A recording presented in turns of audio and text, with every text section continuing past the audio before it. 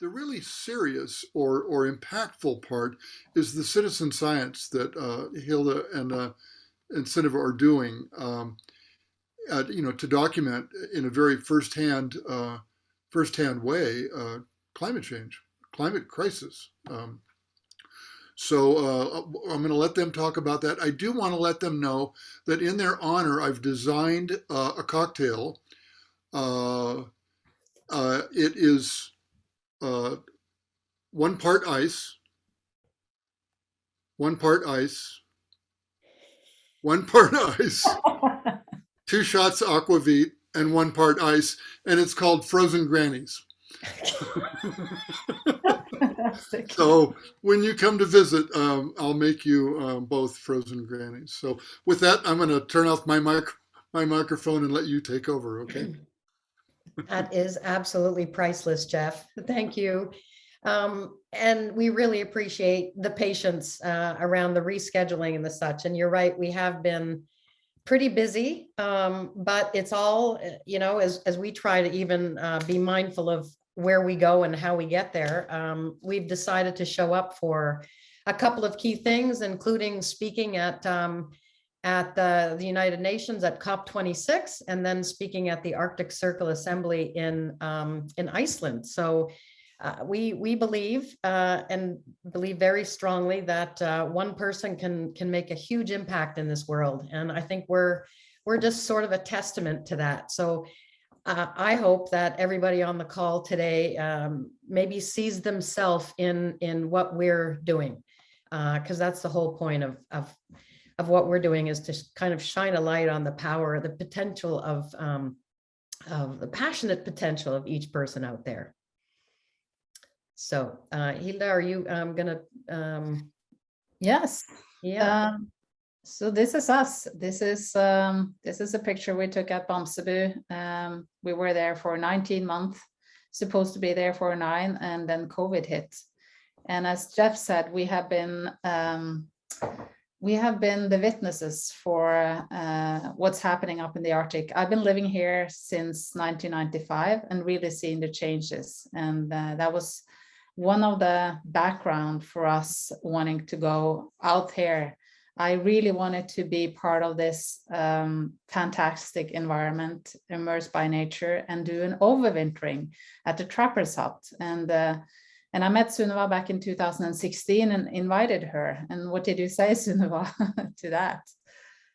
Well, I think I'll go back a little bit, because somebody could ask the question, like, why in the world would somebody want to spend, more than a weekend at a trapper's cabin that has no running water, no electricity, and is uninsulated?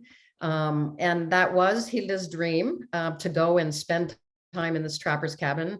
And then when we met, we decided that, adventure is one thing, but it has to be meaningful, the experience. So we created Hearts in the Ice to, and then used our base camp as the hut. And I actually, I like warm weather places too, but if most of the people who know me don't think that's true, because I picked the cold places, but I do like the warm places.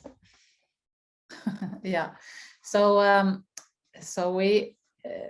we can show you a little bit where this is. So this is the North Pole in the middle there, and you can see a little just below there, you can see Svalbard and the mainland of Norway even further south. So this is where we were situated for 19 months, and a little bit more specific.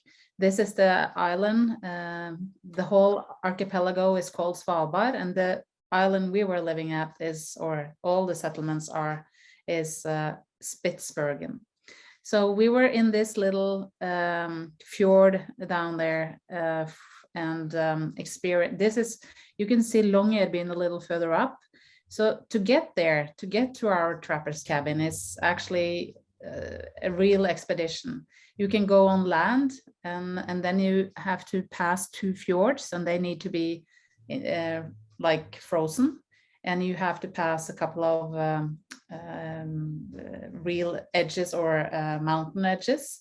So it's really an expedition, and it's only once in a while you can go there, and it is never it's never possible to go there except in March and April.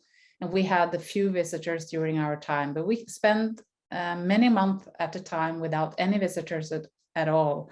And around there during summer, it's possible to go by boat, and it's 100 sea miles. So it's that is also an expedition, and to come ashore to our hut was very tricky because the wind is always blowing at Bamsebu. Sunniva, would you like to tee up the sizzle? Yeah, so it's kind of interesting because I like to get away, and who doesn't like to literally just get away from it all? And that's a little bit of what this expedition represented, except it was sort of getting away to kind of shine a light on the very things that Hilde and I love. We absolutely love the icy places.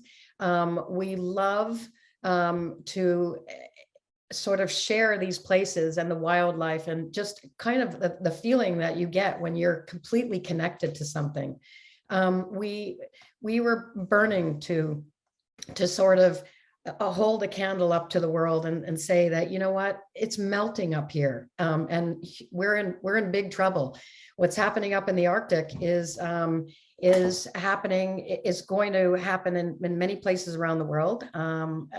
Displaced people, human migrations and the such. So our plan was to be up here in that little red dot for 9 months. And then, as all of you were experiencing COVID in March, we were completely immune to what was happening in the world, except for the fact that we couldn't get a pickup in May. So we decided to go back to Bamsebu, and we ended up being there for 19 months. And during that time, a lot of press was around us because we chose to self-isolate when most people were forced into isolation. So we're actually in the middle of creating an IMAX documentary with Imagine Entertainment out of New York. It's Ron Howard's company. And we're super proud of this because we have a lot of really cool footage. So we're going to show you just a little sizzle reel that they put together to tee up for the documentary.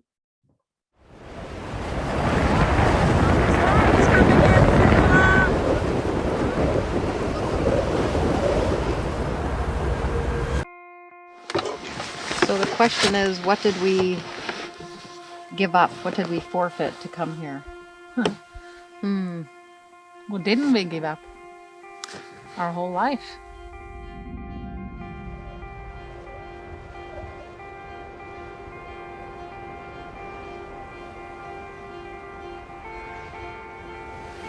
We gave up our jobs, shopping, showers.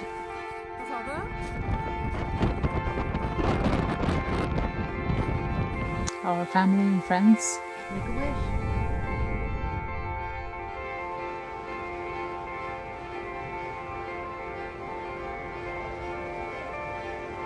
Hey, this is us. Hi. And we don't ever go anywhere without Etra, our four-legged friend.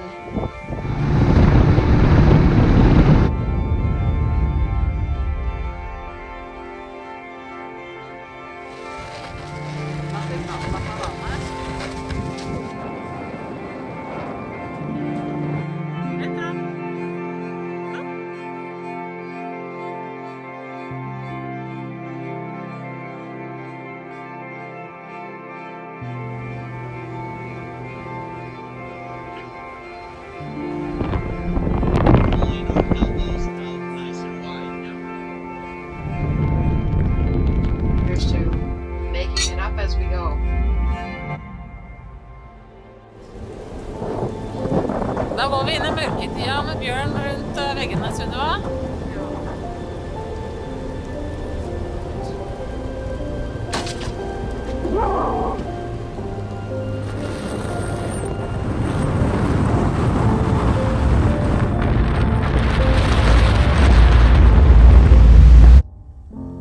So today is March 9th, and it's the first time that I see the sun since October.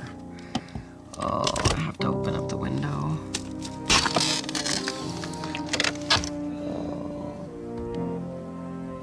this. There it is.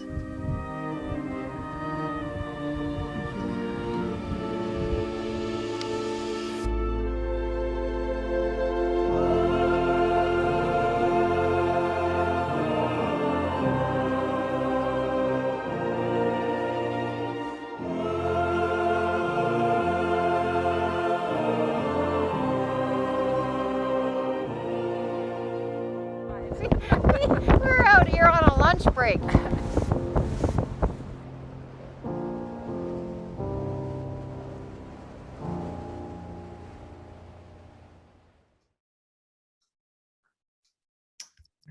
Yeah, Wonderful.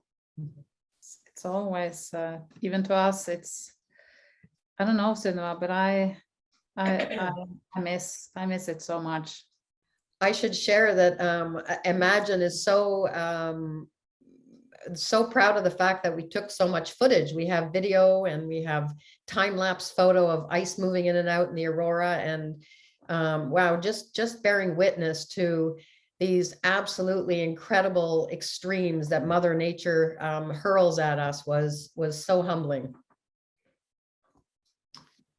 Yes, it sure was. And you were talking about, you started, Jeff, with talking about silence. And even though we had wind a lot of the time, we had so much silence.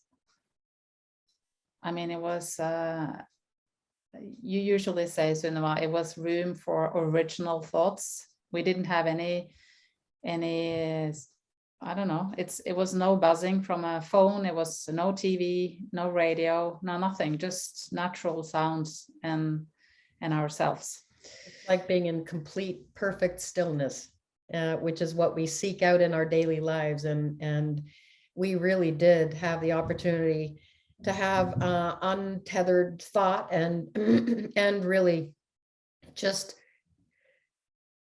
got to tap into that deep source that we all possess, that we can only really access when we're quiet. So it was, and we tried to use that as a force for good, to do a data collection, which is what this image is here. Our first year, we had drone program flights that we were doing. We had ice core sampling, phytoplankton collection, saltwater collection, cloud observation, time lapse of the aurora, and a lot of wildlife observation. So we were quite busy up there. A lot of people ask, well, what in the world did you do for 19 months? Just the two of you and your dog, Etra. And we were very, very busy with all this. So I'm not sure what the next slide is, Hilde. No, yeah, just wanted to say that in addition to the tools we had from Kit and Karina, we had Etra. She was extremely important to us. So this is a quote from Børge Damsgaard. He's a director at UNIS, and this is true. We were seeking knowledge and wisdom, and boy, did we learn, Sunniva. I mean, we had experts on our calls. To the bottom right there, you see the dish we had for our communication. It was literally that little suitcase with a satellite dish. And we spoke to 100,000 kids all over the world with fantastic experts on topics around climate change. And when experts talks to us like we are all 8 years old, at least I get to understand it. And I guess the rest of us do, even though we're not scientists.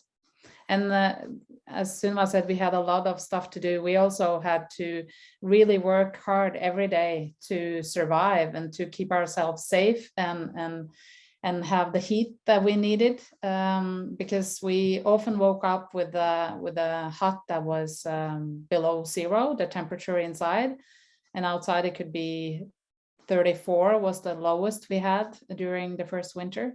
So we gathered driftwood from the shorelines and towed it back to the hut, either by snowmobile, we were carrying it, or by boat, and then we used the chainsaw to chop everything up.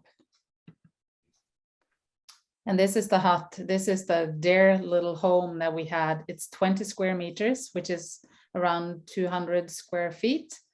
And it's, you can see this logs coming down from the roof. They are there in order to sort of, for the polar bears, for them not to have wriggle room to work their way, sorry, to work their way into the hut while we were in there. And also the window shutters that you can see there, they had long spikes for also to sort of slow down the work from a polar bear wanting to come inside. So this was built back in 1930. Our dear home for 19 months. Want to speak to this, Sunniva?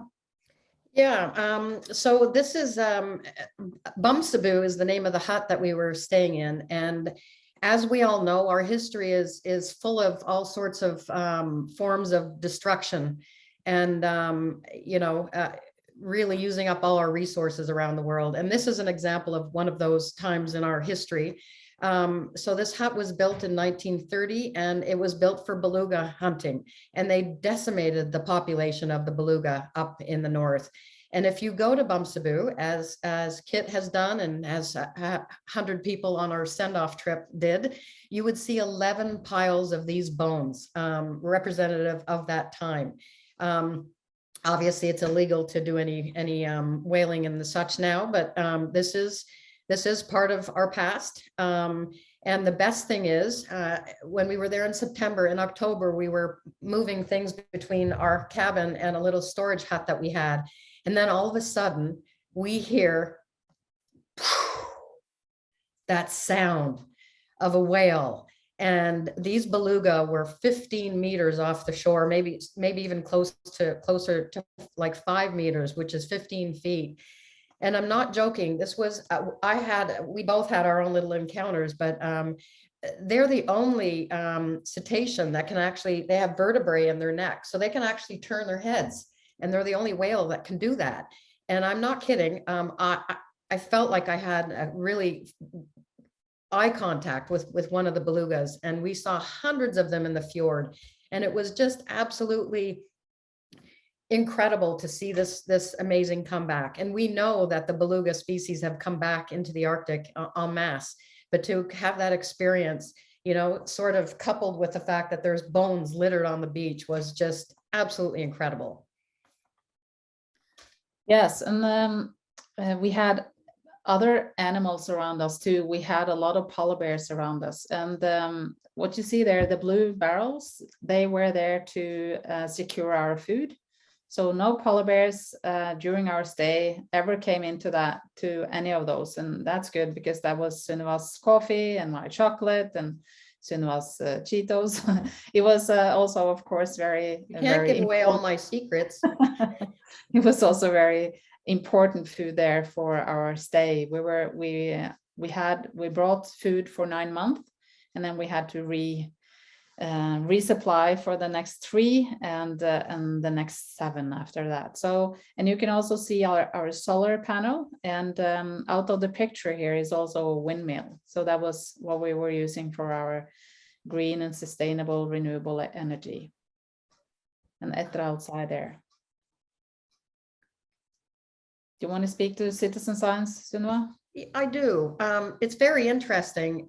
If many of you are like me, I had no idea until a few years ago, what is citizen science? I mean, you can kind of break it down, just understanding the words, citizen being us, and then science.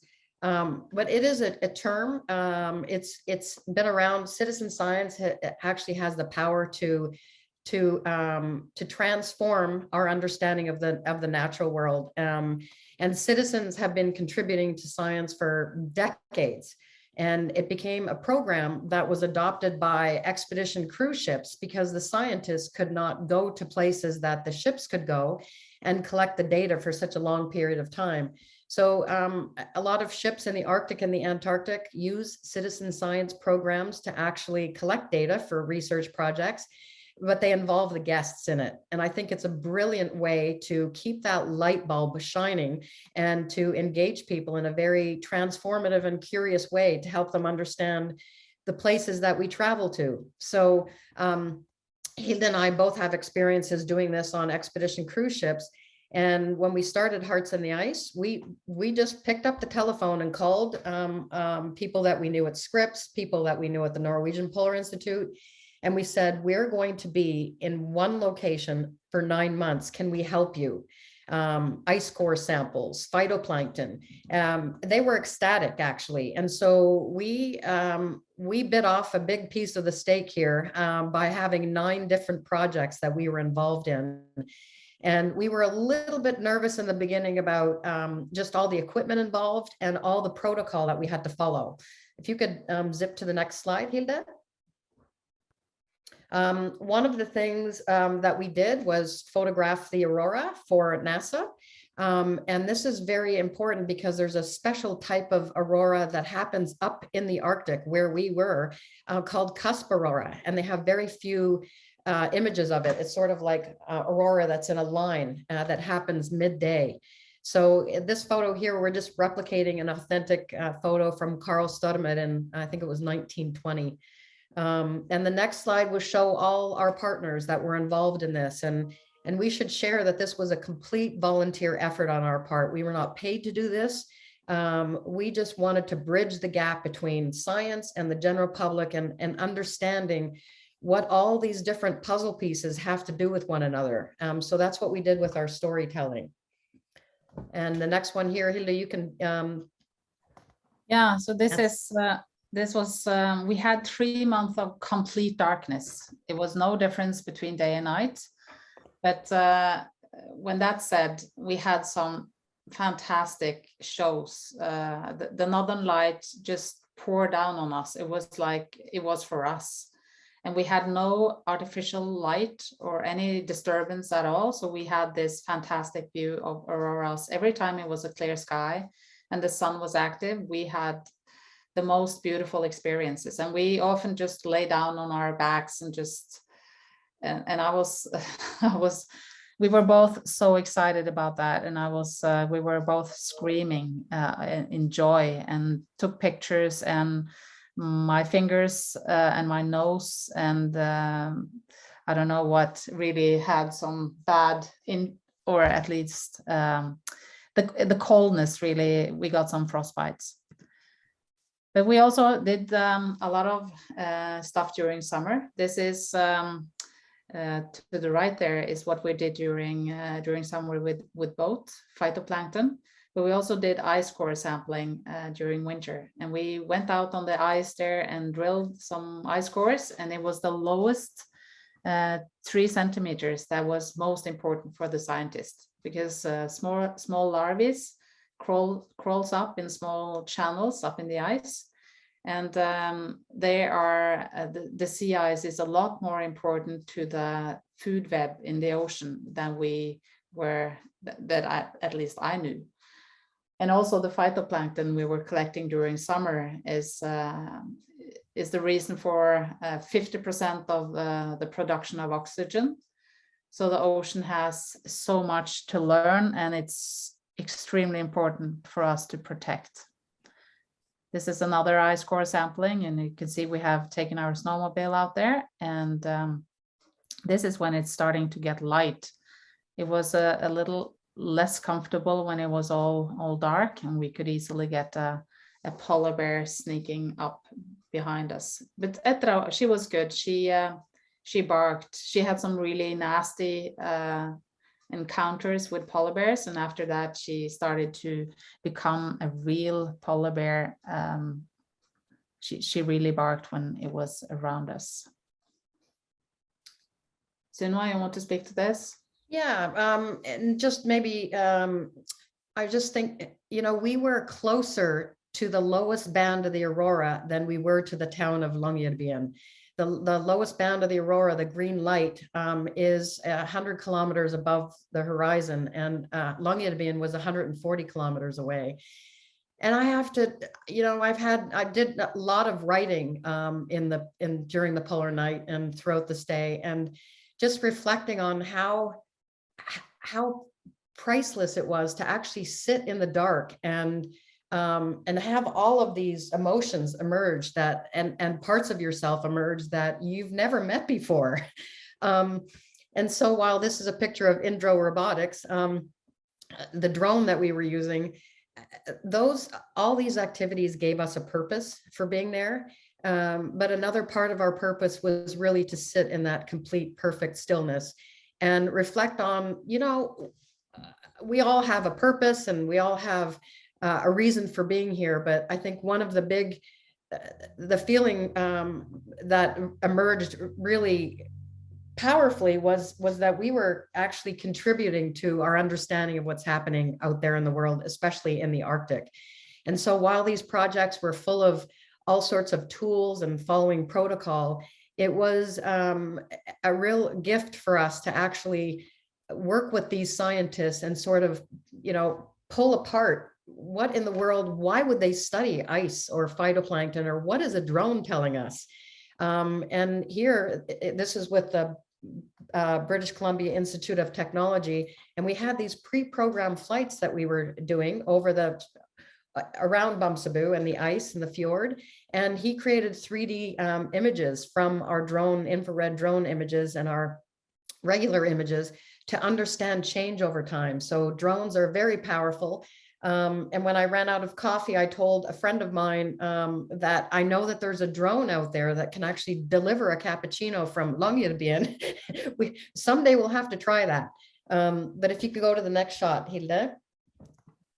One of the things that we were doing was collecting plastic and trash, which there's a huge circumpolar current around Svalbard, and it throws up all sorts of marine debris, which we know plastic is a huge problem around the world.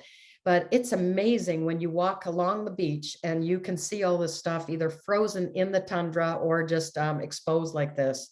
It was really unbelievable how much we collected. And then we brought it back to Longyearbyen, and they sort it, and they're trying to find out where some of this comes from. And they believe most of it's from the maritime industry. But we found shoes and toothbrushes and combs and, oh my gosh, all sorts of junk that we collected. These Yes. guys.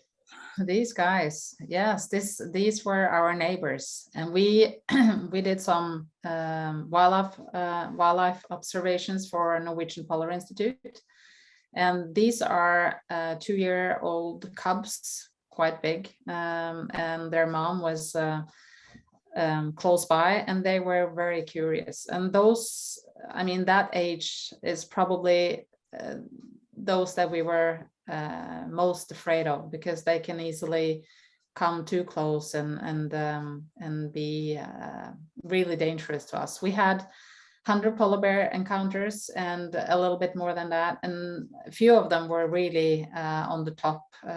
We'll show you some pictures later, but it's magical just being around them and not be to any disturbance. We didn't leave anything behind. It was nothing around our hut to find, so we didn't disturb them in any way, and just observe them from a distance. And then if they came very close, we shot the flare gun to make them understand that they were not welcome at the hut. But we really enjoyed our encounters with polar bears. And what we found the first winter was that, because it was a little snow, that the polar bear moms that went into dens, they had the temperature. Some of them have a collar around their neck, and they send out signals of body temperature and heartbeats and all that. And the body temperature was actually lower the first winter we were there, because this layer of snow, and where they found places to make their den, it was thinner, so the insulation inside the den was poor.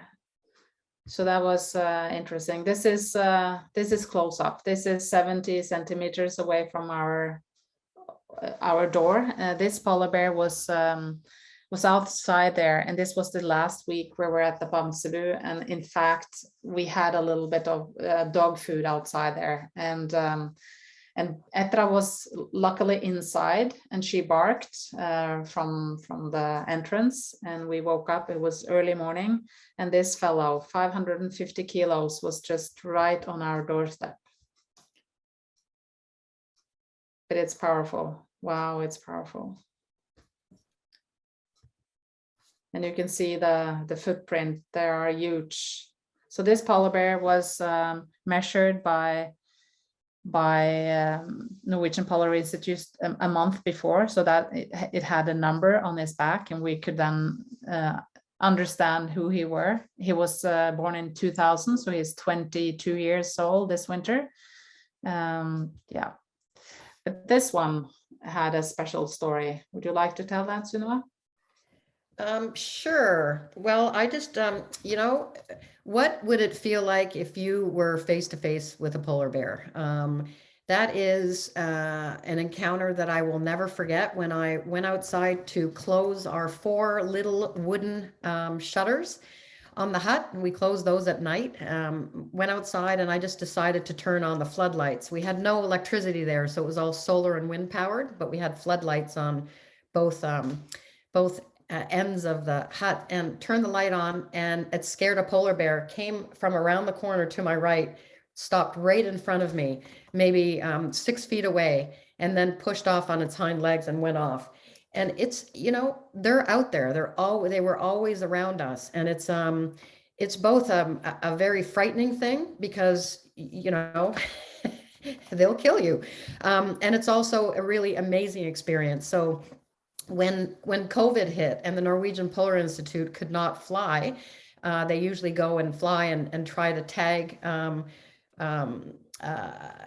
the females, and they do studies on them, and they do this with a helicopter, and they couldn't fly, and so he gave us GPS coordinates and asked us to see if N26131, which is what she was called, had given birth. And sure enough, we see her, and she had given birth. This was in April, and it's a little 15-kilo cub. And if you can go to the next slide, Hilde, we spent some time just sitting in, you know, amazing observation. It's just a beautiful thing to see a mother with her little cub. And then sadly, this was in April, and then we decided after COVID hit and we couldn't get picked up in May, we actually rode the snowmobiles back to Longyearbyen, and then came back and stayed for a summer in this place, which was amazing. And she appeared out of the water on July 13th, Hilda's birthday, and she was without cub. So this happens quite often, that the little cubs don't survive for various reasons. But amazingly, since we were there for 19 months, the following year, when she reemerged again from the den, they were curious to know whether or not he said she definitely gave birth again, maybe to 2. And sure enough, there she was in front of the glacier with her 2 little bambinos.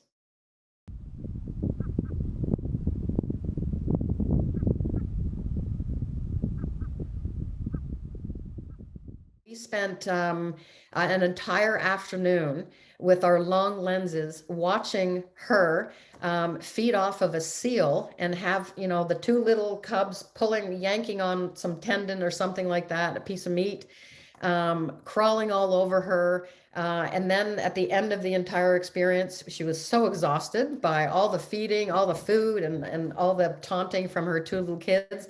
And she sat down there and was breastfeeding the 2, and then we left. So we have some amazing footage of all this. It was quite an experience. And happy to see her so healthy.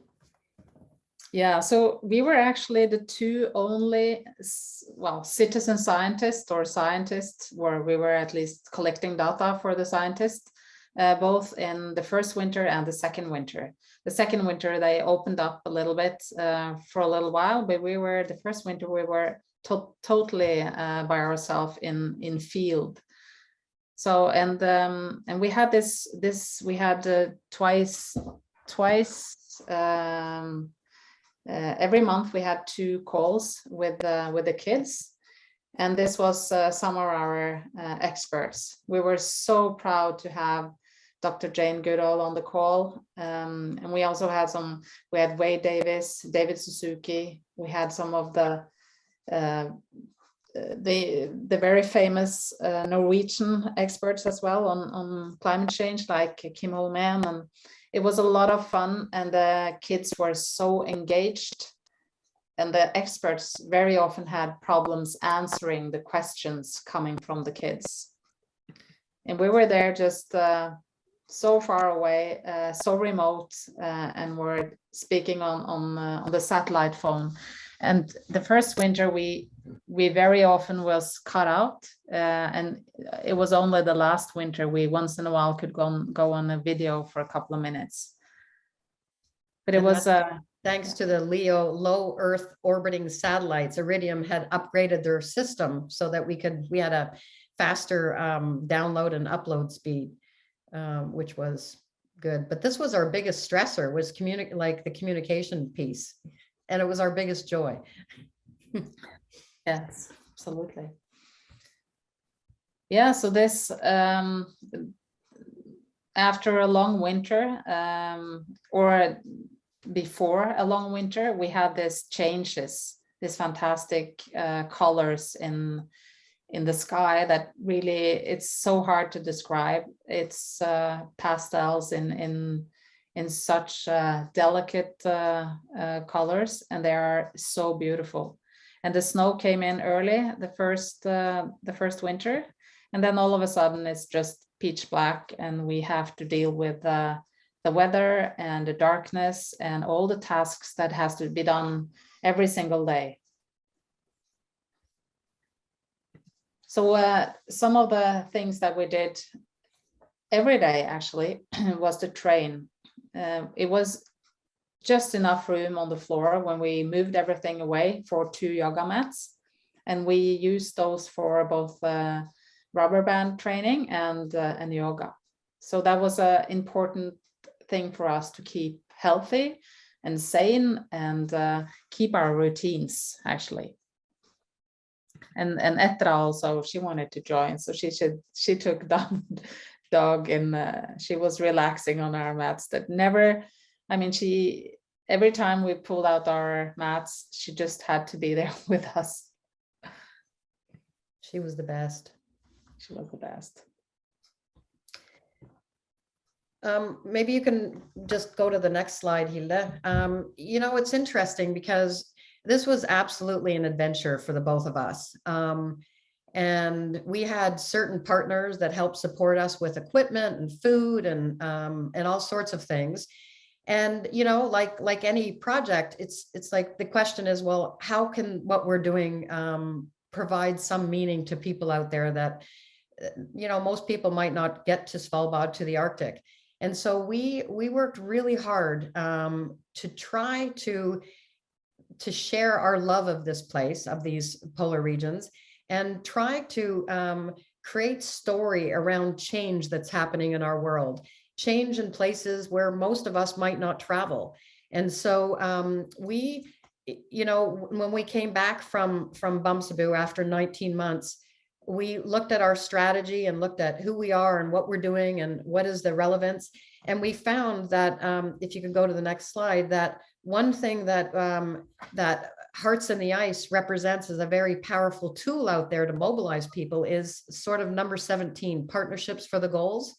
So we are ambassadors for a couple of different companies, and this is one of them. We became godmothers to the first battery hybrid expedition cruise ship called the Fridtjof Nansen. And if some of you don't know who he is, please Google him. He's an amazing statesman, ambassador, scientist. He was almost going to be the Prime Minister of Norway, but he refused the job.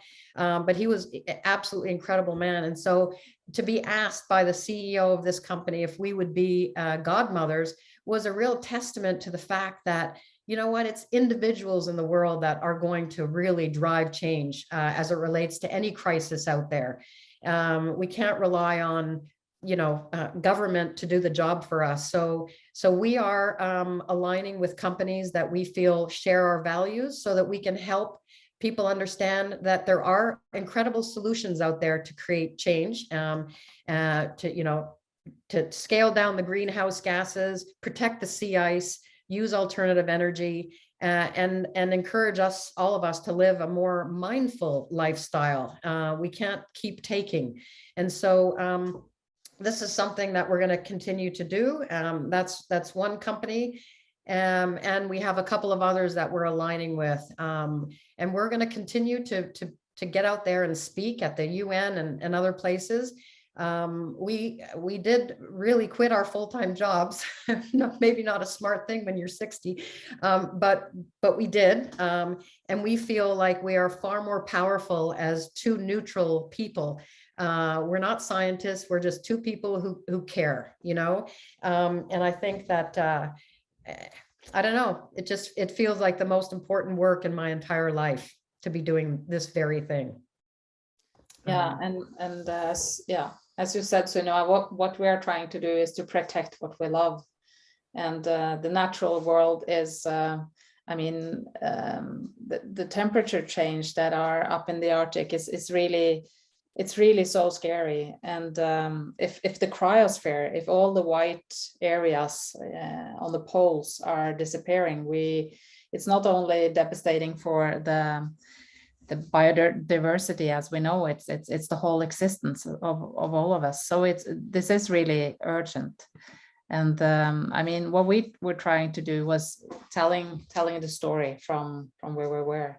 And this is just, I just miss this so much. It was a way of living, a very simple life. I've never been more happy with so little, and I never felt more connected, and still being so far away. And I never felt that my life has been so purposeful. So, and the wildlife around us. And I'll just share, and we can maybe wrap up because it'd be super to have some questions out there. Quite a few people have asked us what's next. And citizen science is a really powerful tool. And when we think about it, all of the indigenous people, all of those voices in the world have so much knowledge, and they're consistently underrepresented and underutilized when it relates to actually making decisions around climate change and its impacts on social, economic, physical, and environmental levels. So what we're going to do, and indigenous people actually represent approximately 1 million people. And so that knowledge is absolutely vital to us understanding what's happening to our Earth, right? To Mother Earth.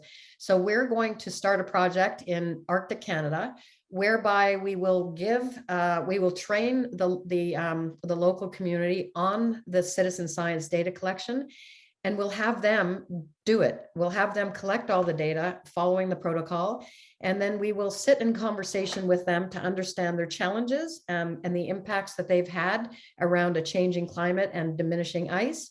And then we will sort of use them as the experts and share the knowledge that exists with them to other places in the Arctic and to our world. So we're really excited about this project, and it's a very different concept than what we did at Bumsaboo, because it won't be us conducting the citizen science. And they have a line that says nothing about us without us. So we're trying to put the power back in the hands of those who are otherwise, as it is today, relatively powerless in the conversation when decisions are being made.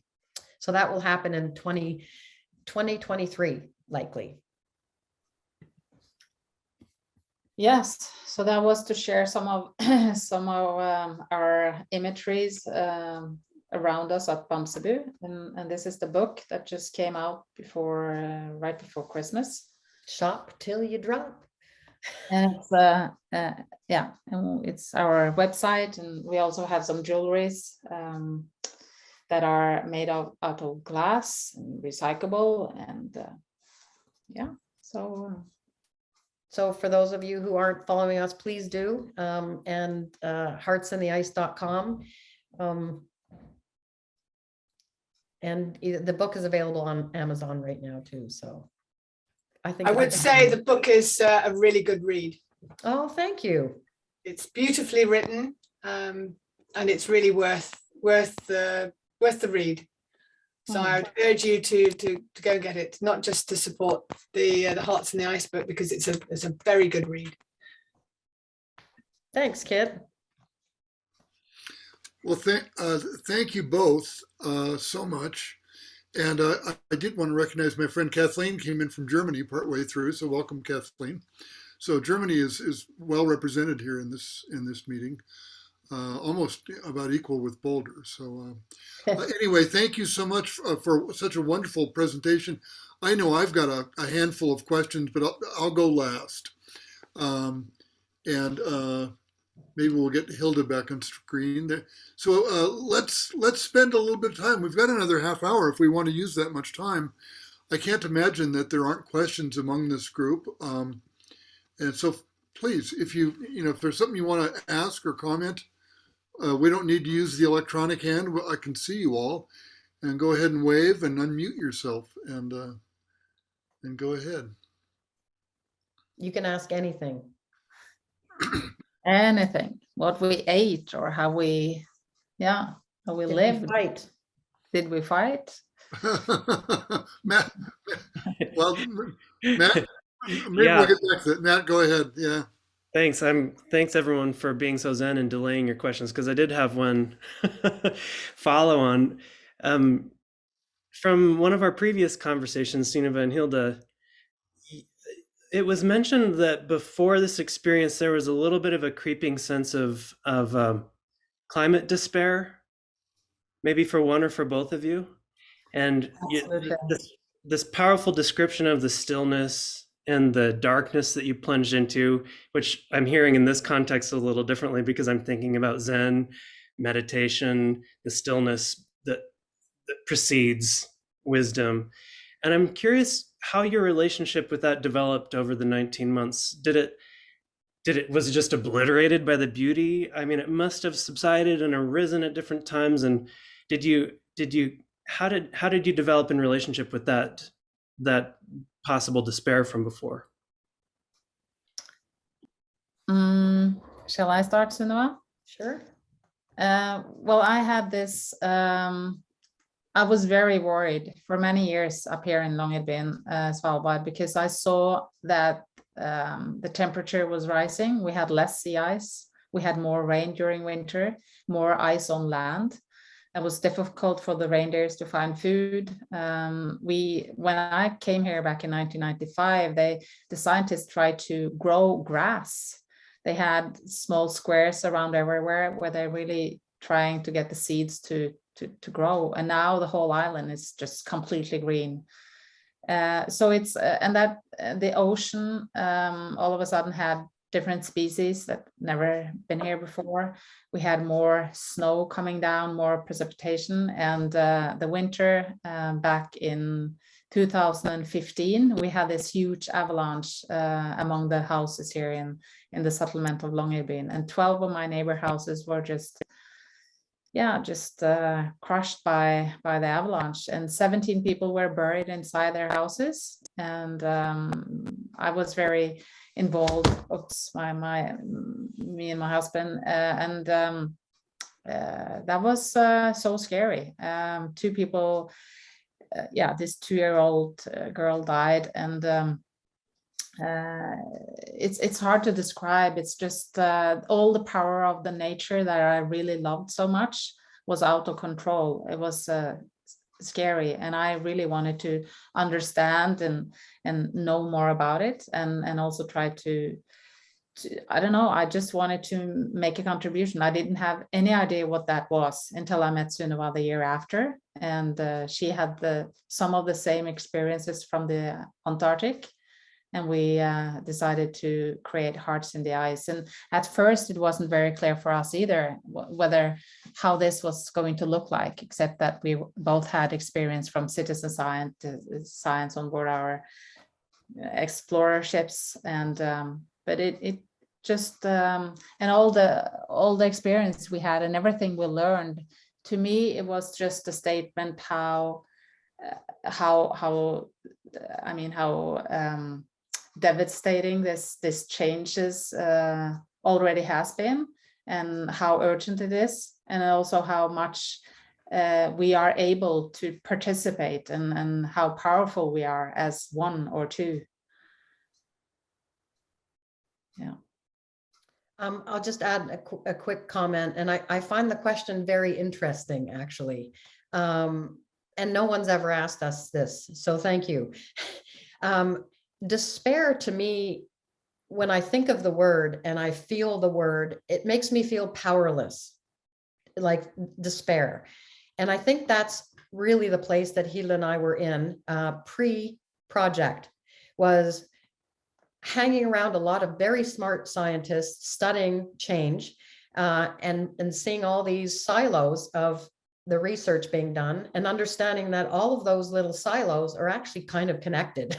And then, you know, when you know too much, and then you have experiences like Hilde has, which is right in her backyard, and you're not 30 years old anymore, you know, you're like, well, what can I do? What could I possibly do to take myself out of this despair and this powerlessness? Well, I'll take action, you know? And so when we started Hearts on the Ice, it was us going into action to try to change the narrative a little bit, and try to shine a little bit of our love for humankind and what we can do in community with one another, and shine a little bit of our light and love on our natural world that has given both of us incredible careers and so much strength and so much enjoyment. And if it changes, it's not there for people to enjoy anymore. So what we were really trying to do at Bumsaboo was to and take people from that despair into optimism, because the second you feel like giving up is an option, you might exercise that option. And giving up is not an option for any one of us now when it relates to any sort of crisis. We all have to be like all hands on deck and support each other in times of need, right? So that sort of like singular person climbing to the top of a mountain, beating the chest, saying, look what I did. Those times are gone. and Hilde and I have both had those moments, you know, where we're like, wow, look what I can do. And it's like, that's just not even exploration or adventure anymore. Our exploration and adventure today has to be about saving humanity and saving our planet, which is really a team effort. And so I just wanted to add that. Thank you both. Great Thank comments. Houghton, you've got a question. Yeah, thank you both for this. I guess to follow up on that, are you happy with the narrative? You've been in Newsweek, Wired magazine, you've been in a lot of publications. Are you happy with the narrative that you're able to get across? Or is it wanting to be about you two and kind of minimizing that message a little? Can I take a first crack at this, Hilde? Because we've talked about this, and you know what? Yes and no. There's been a lot of press out there, and of course the adventure that we had, which is Hearts on the Ice at Bumsaboo, is sort of where people want to dive in, you know, and it is an amazing story, and it's in the book, but the bigger story here is still unfolding. So we've sat in conversations with some people, you know, Kit's one of them, just to like, we need help.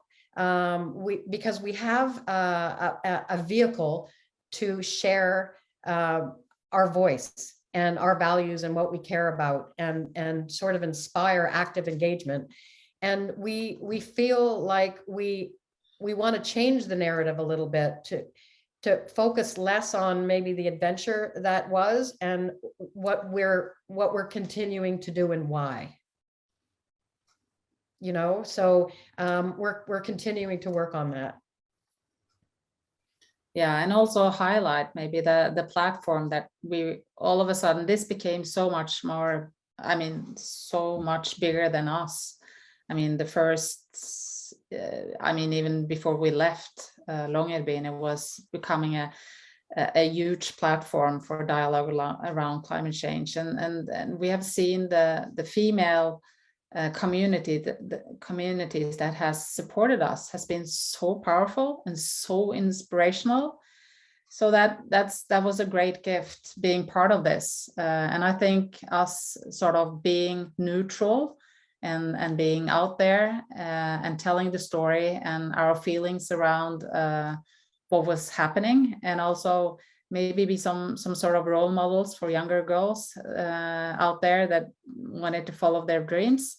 I think that combination was what we were trying to. We really wanted to try to be real and true to what was happening, and share our love, pure love for the nature around us. So, and also the magic of communities has been fantastic. Wonderful.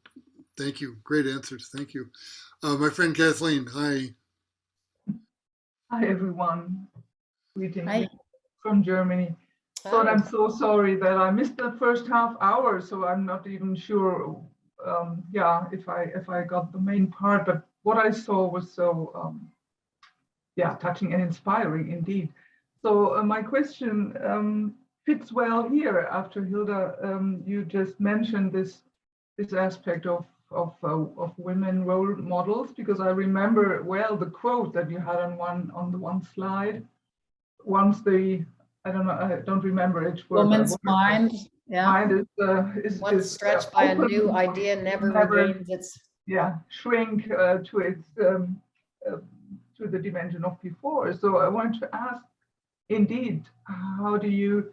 Well, you talked a bit about next project and now about the change in despair and hope things, but how does it touch? How did this experience touch your everyday life, if there is anything like that after this trip? So how do you feel it in your relationships, in the small things, in your everyday life? So, and maybe just in brackets that I don't want to compare our experiences, but when I was so much in despair about climate crisis, I simply started to fall in love with species, to choose, just deliberately choose species and get intimate with them, to really get to know them and study them and get close to them and take care of them. And this somehow brought back my, I don't know, it opened back up my tenderness and this tenderness that I feel towards a small firefly or something, or a sweetwater pearl mussel, which I got to know and didn't know before. It changed also the way that I'm in touch with people. So there's more investigation and more tenderness, basically. So this is why I'm asking, how did it influence you? Yeah, well, it influenced us. We can both speak to this, and I'm sure we share some of it, and then we are individuals and had individual experiences of it. But what struck me very just right after we arrived there was how, as I said in the last part there, how little I needed to be happy, and also what we used as a tool was gratefulness, and we were grateful for so little. I mean, if we had a little limp carrot left, or maybe a potato left, we really celebrated that. So celebration was a big part of our day throughout our routines. And also the being grateful for every effort both of us did.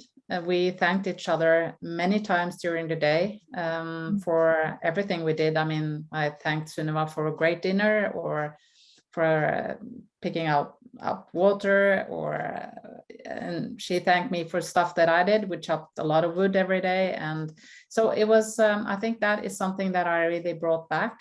And I think the awareness of a more purposeful life at Bamsebu has follow me back to the normal life here back in the society, that I'm a lot more aware of if I buy anything, or how I travel, or how I eat, or what kind of power source I use.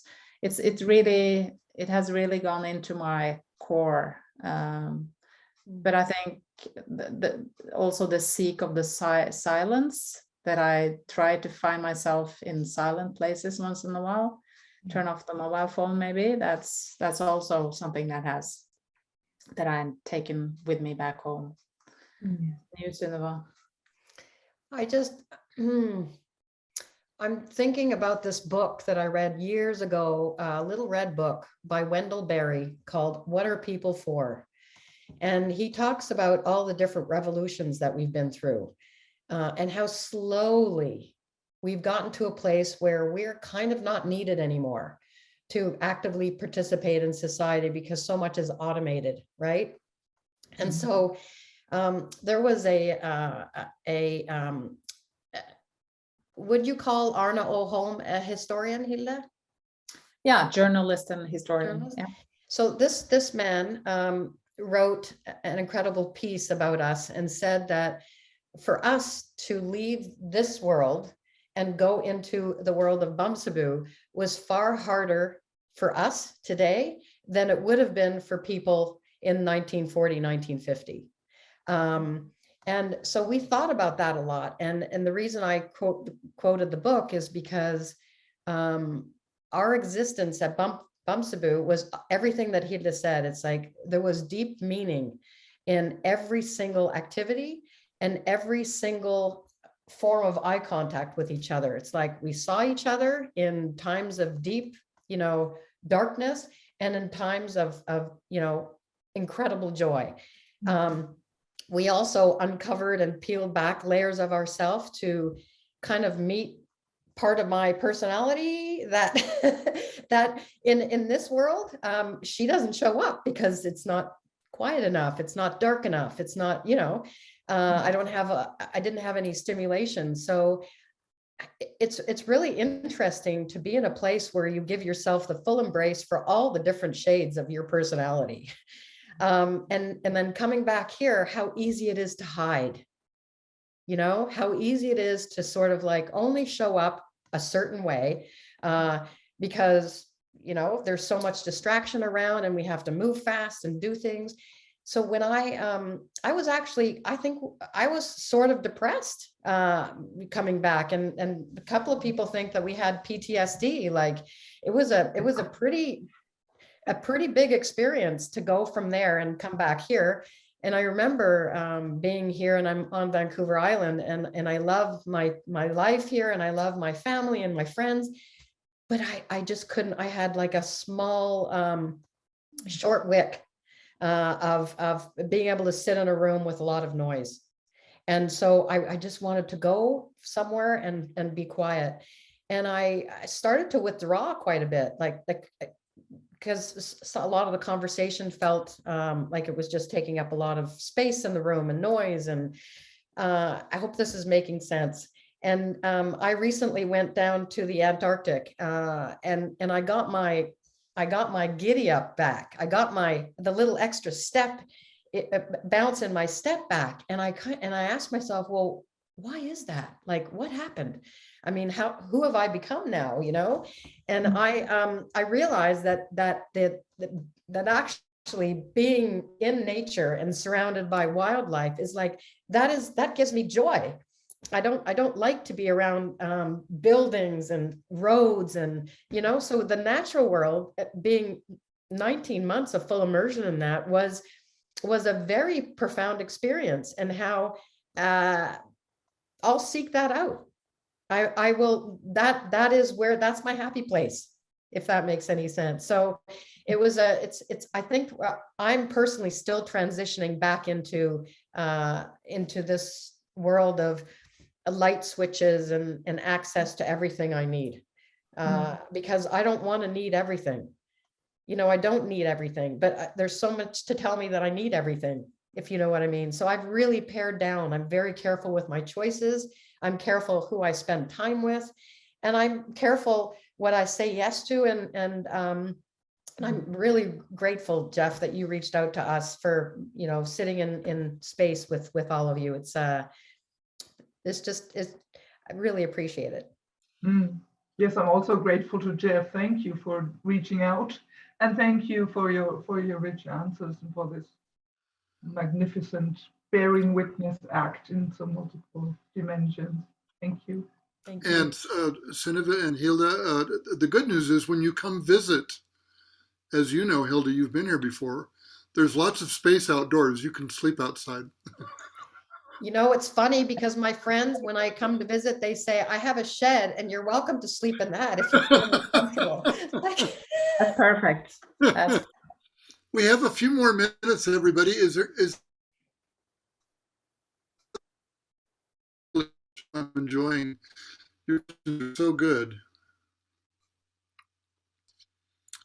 And if not, I'll sneak one in. I was really, Peter, go ahead. Titsji, please. Yours will be better than mine, I promise you. I doubt it. Thank you. This was inspirational. How would you advise the rest of us who can't spend 19 months to somehow achieve or come to the understanding that you have? Or we can't achieve that unless we put ourselves in the situation which you have. But is there advice that you could give others as to how to achieve the transformation or the understanding, the enlightenment that you all achieved in our lives today? Wow. Wow, that's a big question. The only thing, Peter, that I could say to that is what I'm trying to say to myself actually now. And I would encourage people to go and find a sit spot. Go and find a place to connect to that brings you back to your source. It could be right where you're sitting actually, and you probably already have the answers. But I think that sitting in complete stillness with ourselves and with the place that we're in does breed a great awareness around who we are as people and how deeply connected we are actually to each other and our natural world. And if we feel that deep connection, then love comes out, and compassion, and a willingness to actually be of service, to one another and to something we care about.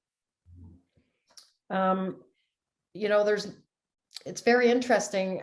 We wouldn't ask for people to go to Bumsaboo for 19 months. And who would have thought that I actually needed this to actually kind of tap into the deep reserve and the well that I have that is wiser now at 60 than I was at 30, when I thought I had all the answers then.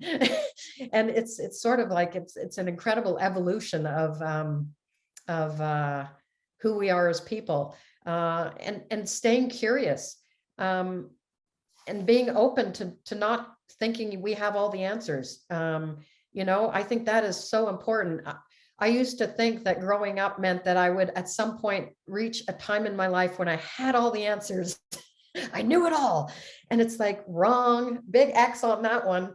If we can sit in a place of continually wanting to peel back the layers of who we are, to understand that we're perfect right where we are, and we actually have all of the answers, and they're in there. They're tucked deeply in that little chest that you have to unlock. Yeah, and if I should add anything to that, it's just it must be just be outside in your backyard or out in the nature somewhere. I think that makes us all better humans.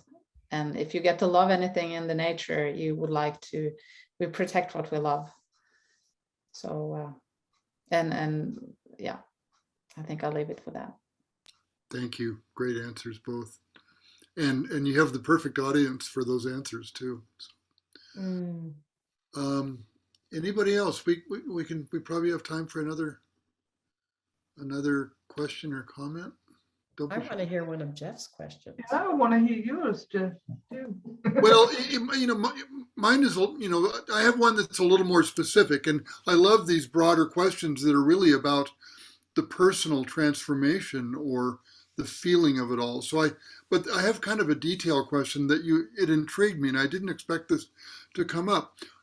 On Svalbard, are there indigenous people living traditional ways? And if so, did you come in contact with people? I know you're talking about Canada, and of course we know about Canada, but what about in Svalbard? No, it's not. This is a society that grew out from mining, coal mining, and also before that whale trapping, whale hunting, and also trapping for polar bears in both 1800 and 1900. That's why we have such a long history of trappers up here, and that's why it was a little fun that Sunniva and I was the first female to overwinter solo up here. But no indigenous people. Yeah. But Hilde, what's interesting about where you're living and where you've been for 26 years is that it is the most diverse place on the planet. I think there are 62 nationalities represented in the 2,600 people that live in the community of Longyearbyen. Yeah. It's absolutely incredible, and but there are no indigenous people there. It's a treaty signed by 52 countries. And it's the sovereignty is Norwegian, so it's a Norwegian government. Yeah. And until I see somebody else's hand, I'll keep going here. With your new project in 2023, will it, if you know what I mean, will it fly under the same banner of Hearts in the Ice, or will you be? How do we follow you? I guess is what my real question is. How do we follow you into your next work?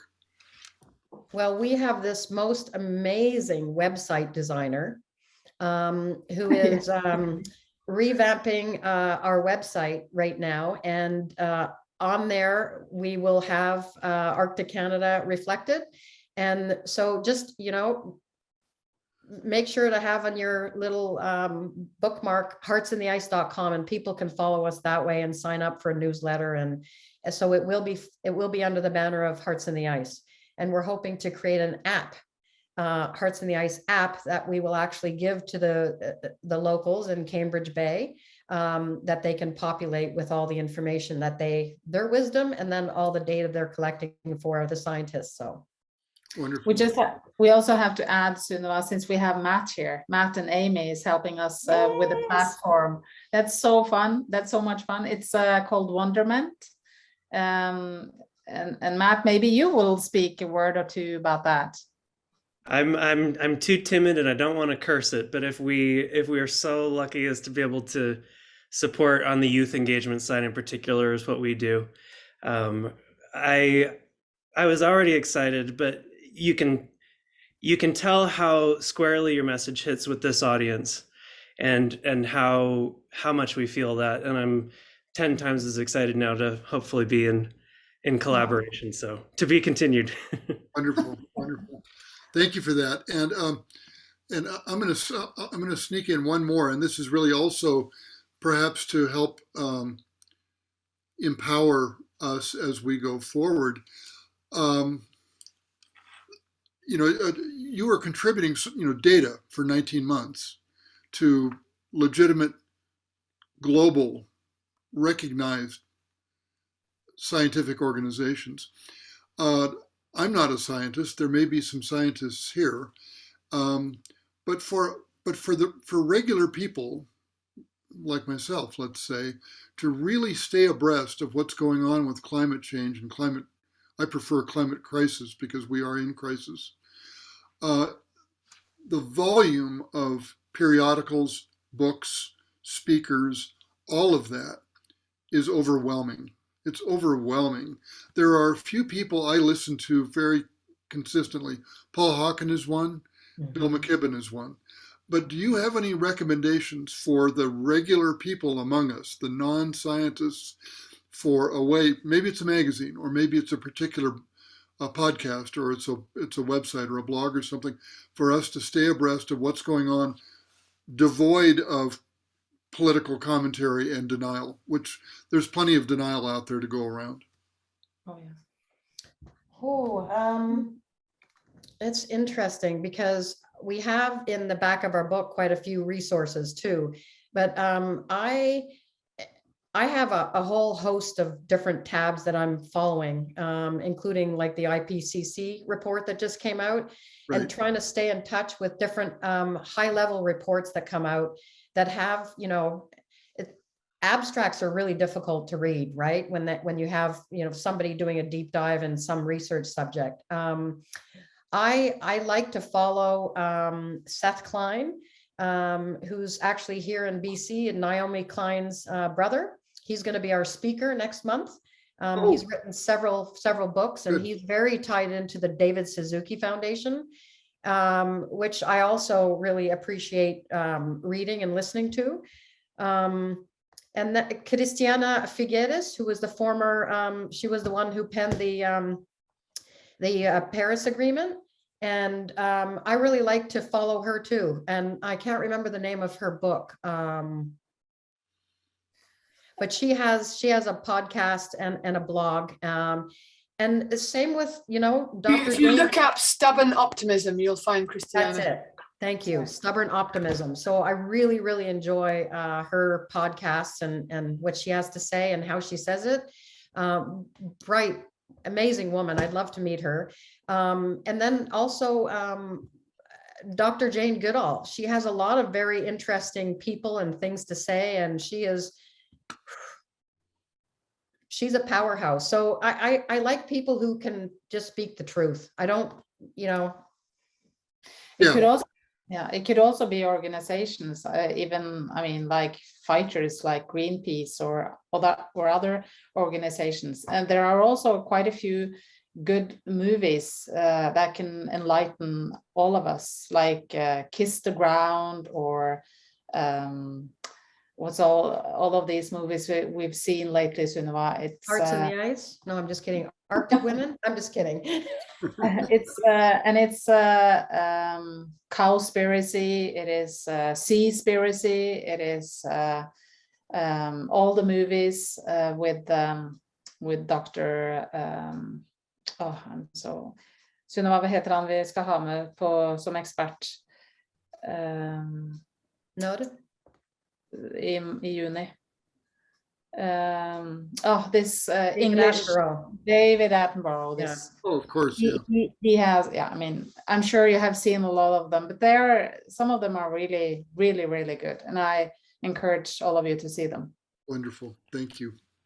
Well, we are at the end of our time, and we could probably talk for another hour, I think.